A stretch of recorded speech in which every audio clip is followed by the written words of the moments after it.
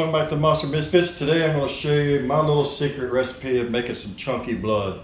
Now I kind of showed you a little bit like on my swaying zombie, how to make it look like chunks that either zombies throwing up or just brain matter or whatever it is. So what we're going to do is I'm going to show you my secret on how to do this. So far I haven't had any issues with rodents or anything like that. Sure it's due to the Permablood, but I'm going to show you my little secret on how to do it. And we made this little apron, which by the way, these are just going to be for sale in the near future. We'll have you some nice cool aprons, and we could give you the option of some chunky blood or just regular blood. But for this purpose today, I'm going to do some chunky blood for you, and I'm going to do it in two different colors. We're going to do a black and we're going to do a red. So I'm going to do a red first and show you what that looks like.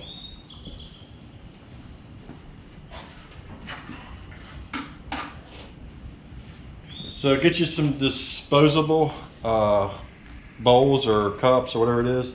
And what I'm using, guys, that's the secret ingredient, dried oats. Okay, so once you get the Permablood on there, I haven't had any rodents or anything like that to get into it and eat off of your costumes or anything like that. So I'm just gonna pour a little bit in here. Doesn't take much, actually. And we're going to put some Permablood. Now Permablood, you want to use Permablood. You don't want to use anything else unless you're going to wash it off. If you're going to wash it off, by all means, use whatever kind of blood you want to. Then we're just going to mix the Permablood up in them oats. And this will give us a nice chunky ordeal, and also give you some highlights with it as well. And that's what I like about the oats. It will give you the darks and the lights within that. So but mix it up real good.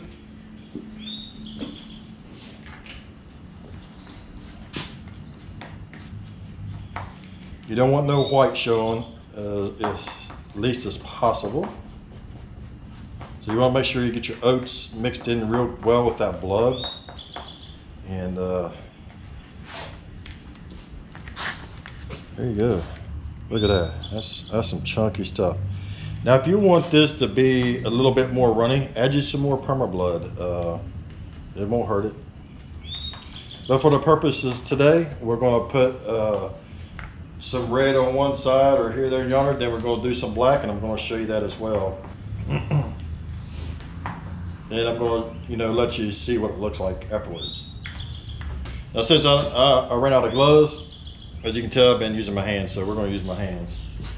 And the Permablood will wash off, so you're good. So we're just going to put a little bit of chunk on here, and we're just going to chunk it on there. Just rub it in, take it, and throw it. There you go. You can do it that way. If you want it to stick a little bit more, just take it and just kind of get it in the clothing a little bit. Kind of just stick it in there. Stick it on there.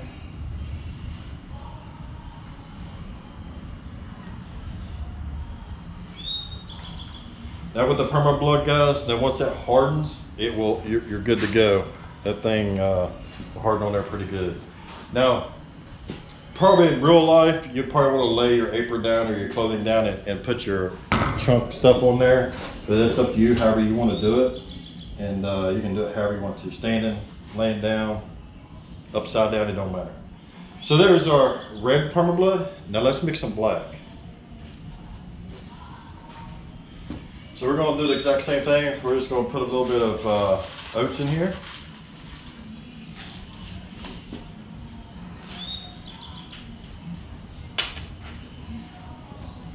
Now this stuff here, guys, is permagrime, so it's black. Now you will have to shake this really good. So we'll put a little bit in here. I'll make this just a little bit more runnier than I did the red.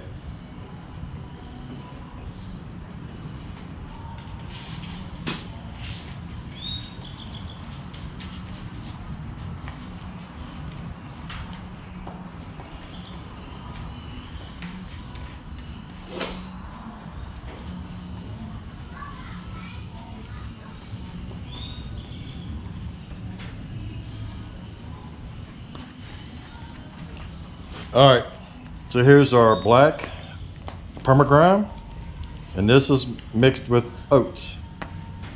Very simple stuff to do. Like I said, I haven't had any issues with rodents or ants or anything like that with it being encased in the Permablood or Permagrime, and I've used it for a while like this.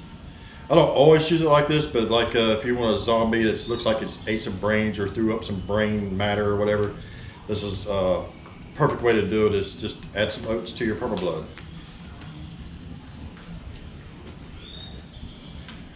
All right, so now we're gonna add some of this black on here, and we're just gonna put it on this side.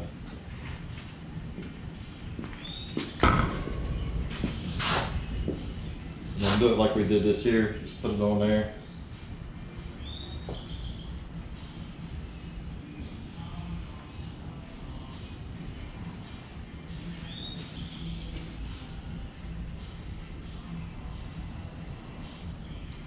Now you got some chunks.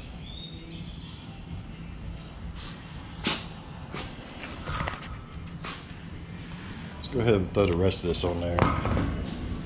We'll just mix some up over here on this.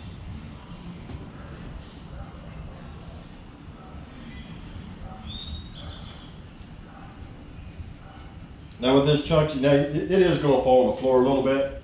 Nothing major. You're going to have plenty. Okay. All right. So there's the difference between the Permablood and the Permagrime, and the chunk blood, or the, you know, the brain matter, or if you want brain matter coming out, you can use that. If you want it coming out of the zombie's mouth or whatever prop you're using in his mouth, you can use it that way. It's versatile, and like I said, I haven't had any problems with rodents. So now I'm just going to take a little bit of Permablood, stick it in my hand, and we just flip some on there. We're going to make her do a little bit like she's a little bit bloody. She been working in the slaughterhouse or something. And just mix it up with the black or whatever. Do it however you want. It's yours. But that's one way you can do it, guys. So hopefully this will help you in the future if you're going to do yours. You can get you a little bottle of Permablood. This is 32 ounces. I think it was like 30 some bucks, 40 bucks for 32 ounces, and this will last you for a long time. I do have a gallon because I like my blood, and I do go through a lot of Permablood. And I got me a gallon of Permagrime because I wanted to check and see what it looked like, what I could do with it. Now this would be pretty cool, and for my zombie toes. So for my zombie toes, I just use Permablood on the ends of it. But you can use black, you can use Permagrime on there. Either way, you know, zombie toes, nasty blood coming out, you can do that. I just did the red because it just gave it a little bit of color, so that's why I did the zombie toes in the red. So there you go, guys. I hope this little snippet helps you. Sorry it's not a very long video. It's just a short little tutorial to, you know, help you along if you want to try to do something a little different with your Permablood or the blood you're using or whatever. Now, like I said, with the Permablood, you should be okay with the rodents and ants and stuff like that. So far, I haven't had an issue. Not saying that you won't, but I haven't had an issue. No ants or rats or anything like that. Now, once this dries, this will look pretty good. Like I said, now these aprons will be coming on the market before too long. I'll be selling these bad boys, and not in a mess like this. It'll be a whole lot prettier than this, but this was just like a sample apron to show you the difference that you can do with the Permablood and the Permagrime and with oats. So I hope this helps you a little bit, guys, on your next project, and we appreciate you watching. So don't forget to go and check out my trio of brothers. That's David the Weird Kid Show and Keith the Cobwebs and Candlesticks. And if you guys are going to go to MHC, come up and say hi. Anyway, we appreciate you watching, guys, and we'll see you on the next video.